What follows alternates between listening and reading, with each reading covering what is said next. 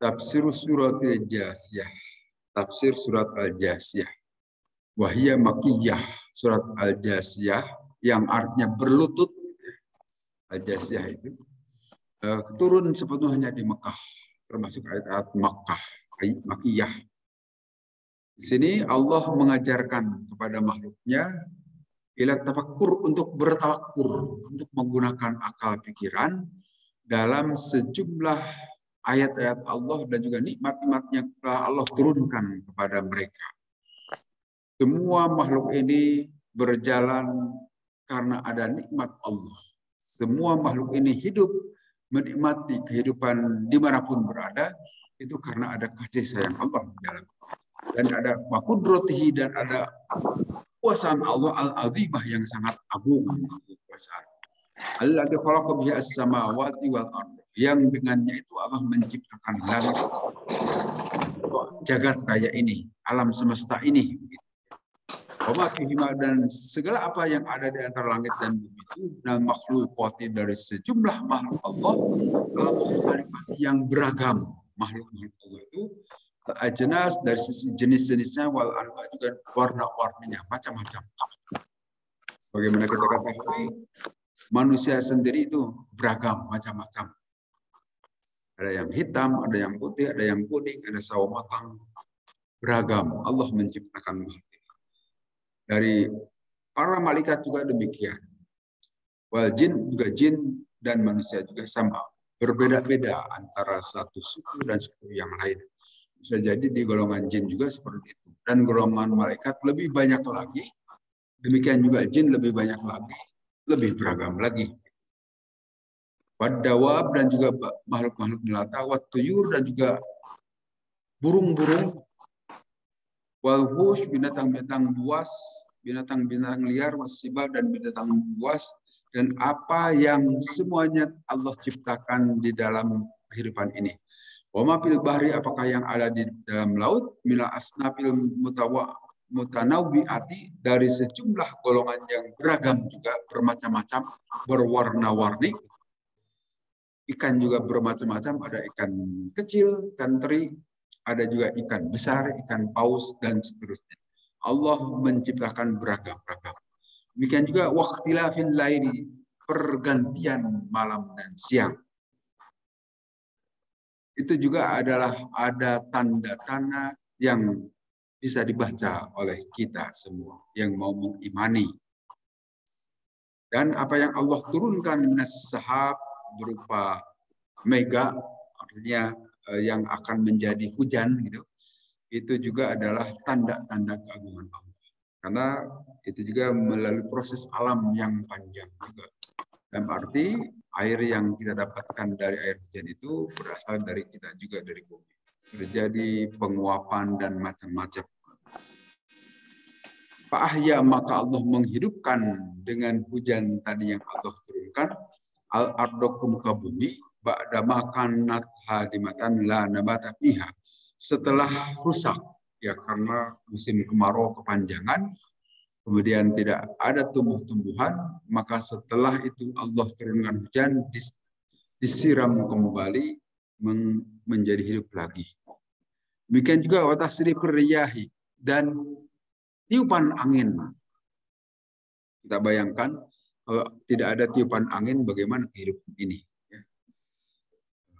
Satu tempat panas, satu tempat dingin, sehingga tidak berubah dari satu keadaan ke keadaan lain. Tetapi dengan adanya angin itu bisa dibagikan cuaca itu, cuaca panas, dingin, dan sebagainya. Itu Allah sebutkan di sini, la ayatin, sungguh itu ada tanda-tanda keagungan Allah lil mu'minin, bagi kita orang-orang yang mengimani. Orang-orang yang mau mengimani. Dalam arti bahwa orang-orang beriman itu mempergunakan akal. Itu tanda-tanda yang lain. Orang-orang beriman itu tentu punya keyakinan juga.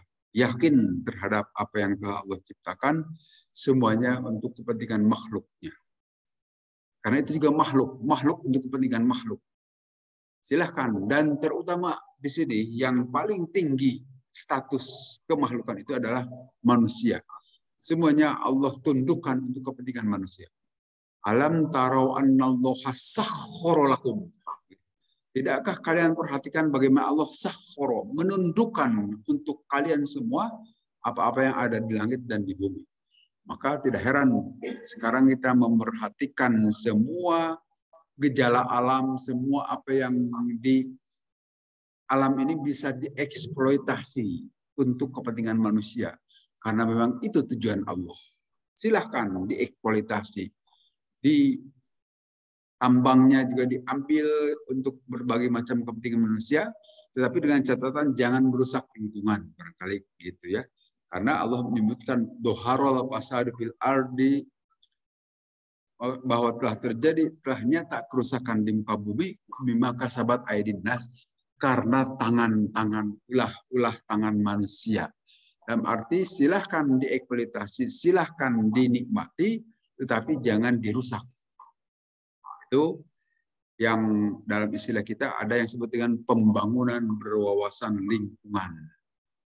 Kalau zaman Orde Baru itu digalakan istilah itu. Tapi saat ini tidak begitu sering didengar lagi. Ya. Pokoknya main ambil-ambil dan dibiarkan bekasnya itu dalam kondisi rusak. Itu juga tidak Allah sukai. Wala tufsidu fil ard. Janganlah kalian melakukan kerusakan. Di satu sisi Allah memerintahkan mengeksploitasi muka bumi ini atau alam raya ini, silahkan gunakan pakai. Tapi di sisi lain tidak boleh melakukan kerusakan. Artinya istilah dalam bahasa kita itu berwawasan lingkungan. Karena apa?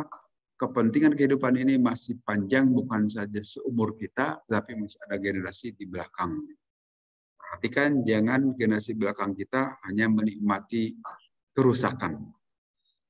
Ayat di atas itu senada juga dengan apa yang disampaikan Allah dalam surat Al-Baqarah ayat 164. Inna fi khalaqis samawati wal ardi wakhtilafil laili wan nahari wal fulkil lati tajri fil bahri bima yanfa'un nas wa ma anzalallahu minas samai mimma in ahya bil ardi ba'da mautiha wa batha fiha min kulli dabbah, dan seterusnya. Sesungguhnya dalam penciptaan langit-langit dan bumi, dan silih bergantinya siang dan malam, demikian juga kapal yang mengalir atau yang berjalan di lautan, yang dengan itu manusia bisa memperoleh manfaat, gitu ya. Dan apa yang Allah turunkan dari langit, dari berupa air, kemudian Allah menghidupkan dengan air itu terhadap bumi setelah kematiannya, dan apa-apa yang Allah sebarkan di muka bumi itu atau di alam raya ini, dari setiap dabbah, demikian juga mengalirnya itu angin dan juga mega yang telah ditentukan bagi kepentingan manusia antara langit dan bumi. La ayatin, sungguh ada tanda-tanda untuk siapa? Li kaumin, untuk kaum yang menggunakan akalnya. Jadi dalam hal ini, kalau di ayat tadi ala ayatil lil mu'min, ada tanda-tanda keagungan Allah lil mu'minin bagi mereka yang mengimaninya. Nah, di surat Al-Baqarah disebut li qaumi ya'qilun, bagi kaum yang mempergunakan akal. Dengan kata lain, orang yang beriman itu mesti mempergunakan akalnya. Sama nadanya di sini. Kemudian kita lihat di atas Tanzilul Kitabi. Ayat Al-Quran itu diturunkan dari Allah yang maha perkasa dan juga maha bijaksana. Ini sering diulang-ulang oleh Allah dalam sejumlah ayat, bahwa Al-Quran ini diturunkan dari Allah dan meyakinkan bukan dari siapa-siapa. Sampai saat ini tantangan Al-Quran, tantangan Allah belum pernah terbuktikan. Padahal sudah disampaikan sudah sejak 1400 tahun yang lalu. Artinya siapa yang ragu terhadap Al-Quran ini, silakan buat tandingan Al-Quran. Memang sudah banyak orang yang membuat tandingan-tandingan Al-Quran itu, tetapi belum ada satupun yang bisa menandingi Al-Quran sampai saat ini. Ini bukti bahwa itu adalah wahyu dari Allah. Kalimatnya beda. Gitu, ya. Kalau yang dibuat oleh manusia itu nuansanya lain. Tapi kalau yang berasal dari Al-Quran, ya tentu harus dalam bahasa aslinya, bahasa Arabnya, akan beda nuansa yang kita tangkap. Kok lain gitu. Nah, itu kelainan itu adalah karena itu memang Allah yang menurunkan. Dan ini merupakan mukjizat. Hal yang bisa melemahkan. Nah, kemudian disebutkan di sini ada pergantian malam dan siang. Ya, kita mengetahui pergantian malam dan siang itu karena terjadi rotasi perputaran bumi pada porosnya sambil berkeliling mengitari matahari, tapi siang dan malam itu terjadi karena bumi berputar di porosnya sehingga akan terjadi kapan permukaan bumi itu menghadap ke matahari. Nah, pada saat kita dalam keadaan malam, muka bumi itu sedang berada di belakangnya, di belakang matahari sehingga tidak bisa melihat kondisi siang. Itu terjadi secara beraturan terus-terusan. Dan itu hanya memungkinkan jika keadaan bumi bulat. Dan kita yakini selama ini juga bulat. Ini terjadi perubahan juga dari masa lalu. Mulai bahwa bumi itu sebagai pusat titik alam semesta ini, gitu kan, keyakinan yang diyakini oleh para teokratis Kristen awal di Eropa dahulu kan gitu, bahwa bumi itu adalah sebagai pusat kehidupan dan matahari lah yang mengelilingi bumi. Tapi kemudian dari mereka juga membantah, ya tentu awalnya sebetulnya ditemukan dari para penemu muslimin juga sebetulnya. Tapi kemudian dipopulerkan oleh Galilei dan sebagainya yang heliosentris. Matahari lah sebagai pusat yang dikelilingi oleh bumi dan oleh planet-planet lain. Itu juga ada suatu tanda keagungan Allah. Setelah kita pikirkan kondisi-kondisi seperti itu, terus apalagi yang mengurangi rasa takjub kita terhadap kemahagungan Allah dalam mengatur alam kehidupan alam raya ini. Baik makrokosmos maupun mikrokosmos, alam-alam kecil. Semuanya itu Allah yang mengaturnya. Sehingga wajar disebutkan di sini la ayatil lil mu'min. Akan ada tanda-tanda bagi orang-orang yang mengimani. Dalam arti mereka yang memikirkan juga kondisi kehidupan ini itu akan memperoleh petunjuk perihal kemahagungan Allah. Kemudian sambungan ayat berikutnya, tilka ayatullah natluha 'alaika bil haqq. Itulah ayat-ayat Allah yang kami bacakan kepada Nabi Muhammad, yang dimaksud di sini alaika kepadamu Nabi Muhammad bil haqqi dengan kebenaran. Bi ayyi hadisin ba'dallahi wa ayatihi yu'minun. Maka terhadap perkataan apa lagi setelah Allah sampaikan dan ayat-ayat Allah sampaikan, mereka akan beriman. Terhadap ayat Al-Quran saja sulitnya minta ampun untuk mengimani. Tidak semuanya orang beriman kan kepada Al-Quran ini. Apakah saat ini atau zaman dahulu, zaman Nabi saja tidak semuanya mengimani. Buktinya banyak orang kafir juga saat itu. Apalagi saat ini. Kemudian Allah bertanya, terus kalau begitu mau terhadap ayat apa lagi setelah dari ayat-ayat Allah yang diturunkan mau beriman? Jadi semacam keheranan. Allah sendiri menyatakan begitu. Mau mengimani terhadap ayat apa lagi? Terhadap Al-Quran saja yang diturunkan dari Allah, mereka tidak mau beriman. Apalagi terhadap yang bukan diturunkan dari Allah. Kenapa sih tidak mau mempergunakan akal mungkin begitu? Sampai saat ini banyak yang tidak meyakini kebenaran Al-Quran. Ya termasuk orang-orang yang kafir itu menolak. Orang-orang yang menolak terhadap Al-Quran. Maka kemudian Allah menyatakan wailul likulli affakin asim. Kecelakaanlah bagi pembohong yang berdosa. Wailul likulli affakin asim. Affak itu artinya kadzdzab, orang yang bohong, membohongkan. Artinya tidak percaya. Halafim mahin, orang yang banyak sumpah. Kemudian juga ya tentu berdosa dan mengkafiri terhadap biayatillahi, terhadap ayat Allah. Nah, orang apakin asim itu yang seperti apa dijelaskan di ayat Al-Quran ini. yasma'u ayatillahi tusla alaih, mendengar ayat-ayat Allah dibacakan kepada dia, dibahas ayat-ayat tadi itu, mendengar sih mendengar, sumuyusiru, tapi tetap dia dalam keadaan seolah-olah tidak mau mendengar, artinya tidak ada pengaruh apapun terhadap perilaku, terhadap keadaan sikap-sikap kita. Sombongnya tetap aja sombong. Disebutkan mustakbiron, dalam keadaan takabur. Tidak mau mengindahkan ayat Allah. Tidak mau mengikuti panggilan Allah dan seterusnya. Banyak penerjemahannya dari situ. Tapi itu disebut oleh Allah afakin asim. Pembohong yang berdosa, yang mendengar ayat-ayat Allah, memang dia pernah mendengar, bahkan pengajian juga tahu gitu kan apa yang disampaikan, tetapi kajian-kajian itu hanya sebatas didengar saja, diindahkan, dijadikan pedoman dalam kehidupan tidak sama sekali. Seolah-olah sebelum mendengarnya.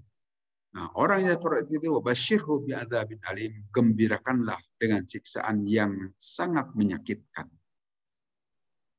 Artinya mungkin juga ini menimpa kita juga. Bisa jadi begitu.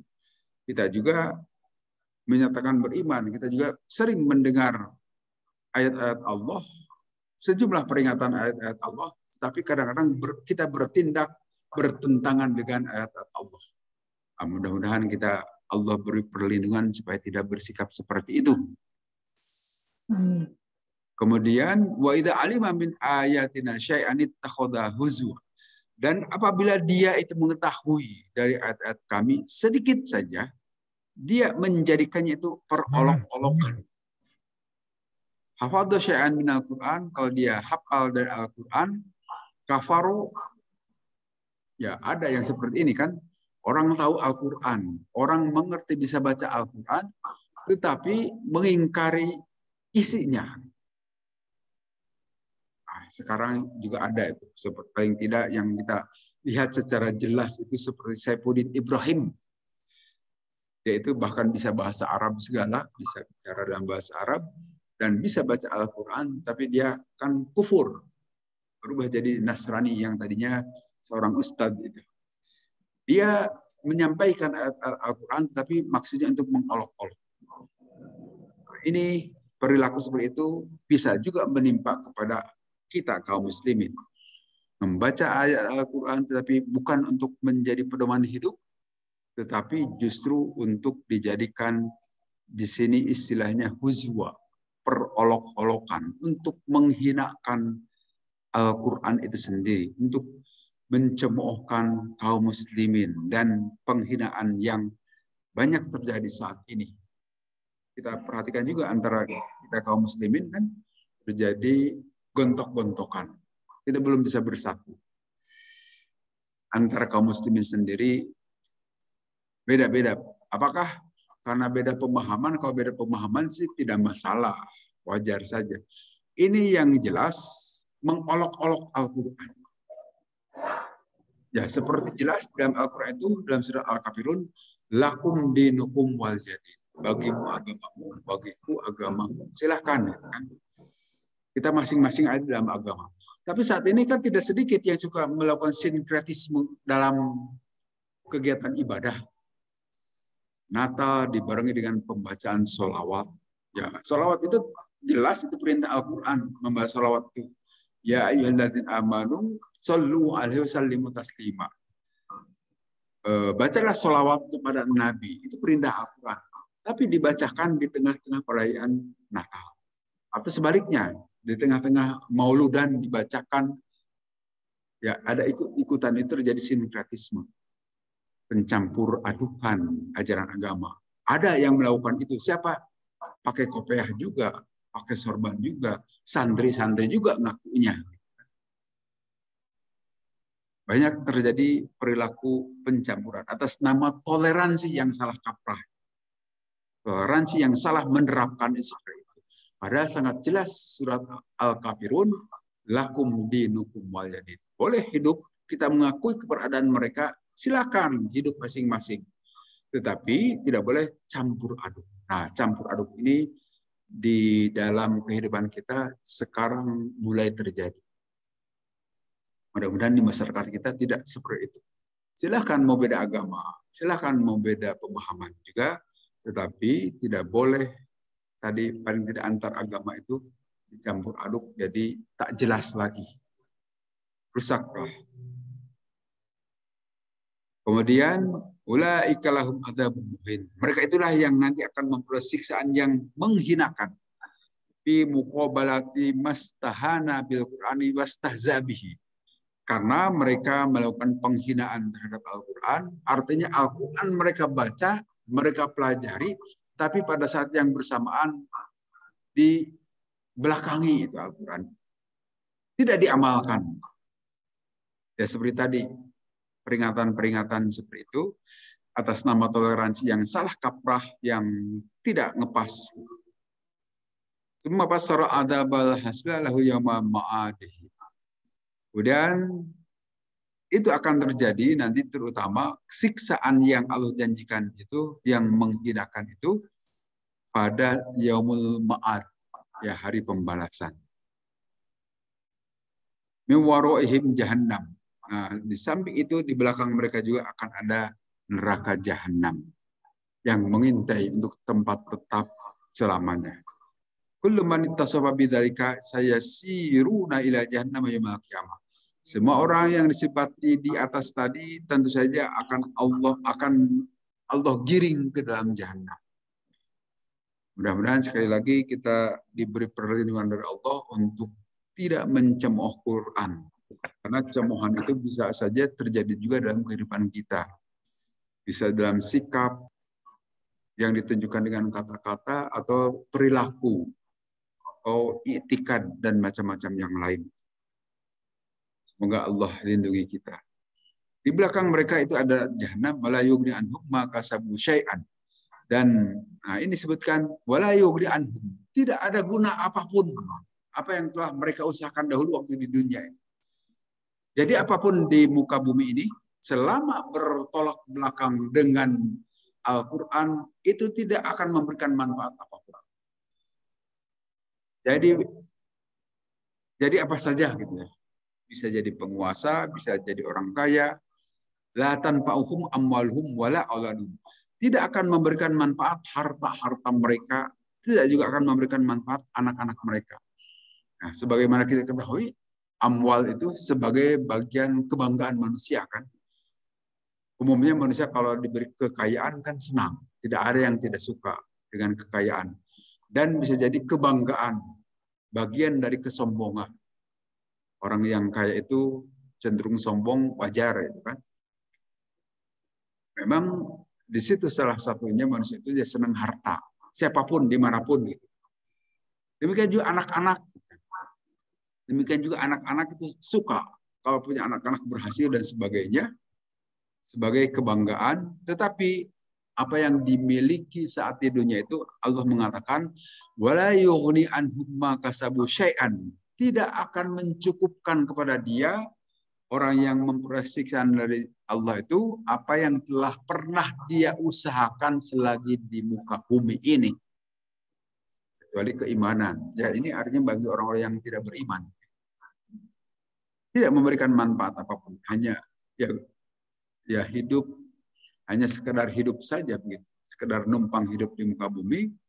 Nanti apa yang diusahakannya tidak akan memberikan manfaat apapun. Beda dengan orang-orang yang beriman. Mestinya tiap langkah, tiap kehidupannya itu diniatkan untuk ibadah, maka langkahnya itu memberi manfaat nanti di akhirat. Akan tembus dengan ketentuan syaratnya iman, disertai keimanan. Nah, iman itulah syarat mutlak yang harus ada, tidak mungkin bisa memberikan bekas kalau tidak ada iman. Bagi orang-orang yang tidak beriman, karena imannya hilang, ya angka satunya kita ibaratkan seperti angka 10, kalau angka nolnya 2, 100, baru akan berarti itu angka 0 yang berjejer itu jika ada angka satunya kan. Kalau angka nolnya 1, 10, angka nolnya 2, 100, angka nolnya 3, 1000, dan seterusnya. Nah, 0 ini memberikan arti yang sangat besar jika ada angka satunya. Angka satu itulah iman. Kalau tidak ada angka satu, ya tidak ada arti apapun. 0 berjejer sampai 9 juga. Tapi kalau ada angka satu, baru disebut itu 1 miliar. Kan?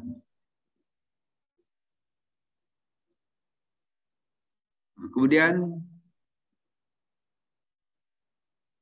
disebutkan di sini, walamat takhadu min dunillahi auliya. Demikian juga mereka telah menjadikan selain daripada Allah sebagai wali-wali. Wali di sini beragam, penerjemahannya tergantung konteks. Dalam konteks politik itu tentu saja kepemimpinan. Pemimpin yang akan memimpin kita mulai dari pemilihan ketua RT sampai presiden itu bisa menjadi wali, aulia, pemimpin kita. Yang bisa memengaruhi kehidupan kita itu adalah pimpinan. Maka bagi orang yang beriman tidak akan memilih pimpinan yang bukan orang beriman. Nah, tentu di kita juga sangat penting ini untuk tetap diingatkan, saling mengingatkan pada saat pemilu nanti, paling tidak pemilu legislatif, pemilihan anggota DPRD, DPR itu jangan sembarangan memilih, jangan karena dikasih uang 100.000 memilih sesuai dengan yang seharusnya. Bahwa dikasih uang boleh saja terima lah, kan pemberian dari dia. Itu uang yang berasal dari mana kita tidak tahu kan. Tapi itu adalah uang kita anggap halal saja. Tapi waktu milih mesti pakai pikiran. Jangan milih orang yang sembarangan. Saya kira kalau ahli masjid insya Allah tidak akan sembarangan. Tapi yang masalah itu yang di luaran yang tidak pernah ada yang mengingatkan. Sehingga jadi rusak di kita, seperti kita ketahui sekarang di DPR minimal ada 200 tokoh komunis, kader-kader komunis. Kan makanya dalam pemerintahan kita saat ini itu cenderung komunisme itu sangat kental, kuat. Lama-lama dikuasai negara kita itu oleh mereka. Karena nanti akan menciptakan peraturan-peraturan. Saat ini peraturan-peraturan syariat, perda syariat sudah dihapuskan oleh presiden kita itu. Yang dahulu sudah pernah ada. Mengapa? Ya karena didukung oleh DPR yang kita pilih juga. Makanya jangan sembarangan memilih. Karena itu menjadi aulia kita itu. Baik yang di DPRD, karena itu ya sesuai dengan struktur ketatanegaraan itu, mereka sebagai yang membuat peraturan kehidupan kenegaraan. Itu akan mempengaruhi kita sebagai rakyat. Undang-undang itu. Mau tidak mau ya harus tunduk. Kalau tidak ya kita akan dipenjara kan gitu. Nah, sehingga supaya membuat undang-undangnya pakai dasar iman, yang membuatnya itu harus orang-orang yang beriman gitu. Maka pilihlah orang-orang yang baik, jangan sembarangan. Saya yakin itu bisa kita memilih yang baik. Tetapi ya tentu ini bagi kita yang sering mendengar begini. Tapi bagi mereka yang di luaran yang tidak pernah ada yang memperingatkan, bisa dibeli dengan uang 100.000, 200.000. Jangan dikorbankan kehidupan kita ini. Kalau demikian terus membahayakan kehidupan. Walahum adzabun azim. Di sini sebutkan tadi yang menjadikan selain dari Allah sebagai wali-wali, maka bagi mereka azabun azim, ada siksaan yang sangat besar di akhirat nanti. Kemudian Allah menyatakan hadza hudan. Al-Qur'an ini adalah petunjuk. Bagi kita orang beriman, gunakanlah Al-Qur'an. Pelajarilah Al-Qur'an, bacalah Al-Qur'an dan jadikan pedoman. Walladzina kafaru bi ayati rabbihim lahum adzabun rizin ali. Bagi orang-orang yang kafir yang menolak terhadap ayat-ayat Tuhan mereka, bagi mereka ada siksaan yang sangat menyakitkan. Bahwa al-muallimul mujib, yaitu siksaan yang sangat menyakitkan.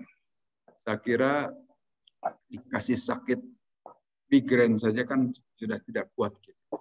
Apalagi kalau dikasih siksaan yang seumur hidup, akan terus siksaan itu diperoleh oleh yang bersangkutan. Tentu kita mohon perlindungan kepada Allah untuk memperoleh siksaan seperti ini. Karena kita juga tidak tahu, wallahu a'lam, apakah kita nanti mati dalam keadaan membawa iman Islam, kita tidak tahu juga kan. Nah, hanya kita memohon kepada Allah supaya iman dan Islam itu kita bawa sampai mati. Jangan pernah lepas. Usahakan dengan pelihara melalui ibadah dan doa-doa kepada Allah. Saya kira barangkali itu saja yang kita kaji saat ini. Terima kasih. Wallahu alam. Mari kalau ada yang mau didiskusikan boleh, Pak.